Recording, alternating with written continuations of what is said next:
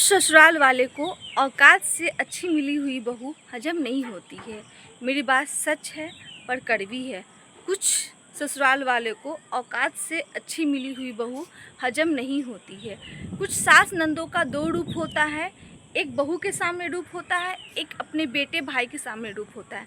बेटे भाई के सामने ऐसी भीगी बिल्ली बनती हैं और बहू को ऐसा बुलवा देती है कि बेटे को दिखाती हैं कि देख तेरी पत्नी का जुबान कितना कैंची की तरह चलता है, कितना बोलती है।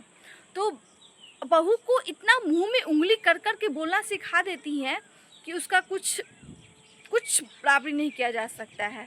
तो कुछ सास नंदे जो होती हैं बहू को इतना टॉर्चर कर देती हैं, मानसिक रूप से इतना उसको बीमार कर देती हैं कि लड़कियां जो बड़ों का इज्जत करना जानती थी, जो लड़कियां अपने घर में सभी का इज्जत करती थी, सभी का मान सम्मान करती थी, वो आज सभी को मुंह लगा जवाब देना शुरू कर दी हैं और बड़ों का इज्जत करना भी छोड़ दी हैं।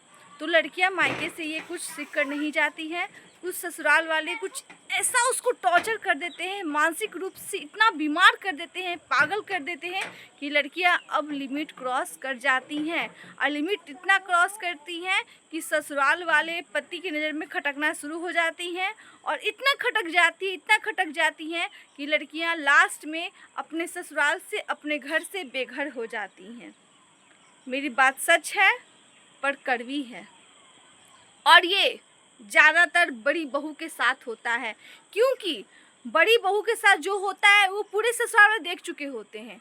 तो दूसरी बहू जब आती है तो सास नंदू का इतना हिम्मत नहीं होता कि वो दूसरी बहू के साथ ऐसा कुछ कर सके, क्योंकि उनका जो दूसरा बेटा होता है ये सब कुछ तो जांचे परखे रहता है ना, देखे हुए रहता है, तो इतना हिम्मत नहीं होता। तो जितना ससुराल वाले को प्रेरित करना होता है, ज़्यादातर बड़ी बहू के साथ ये घटना होता है। मेरी बात 110% सच्चाई है। अब मैं कुछ ससुराल वाले को बोल रही हूँ, इसलिए सभी लोग इस बातों का बुरा ना माने। मेरी बात सच्चाई है और मैं दिल से ये बात बोल रही हूँ। अगर बुरी लगी हो तो उसके लिए भी सॉरी।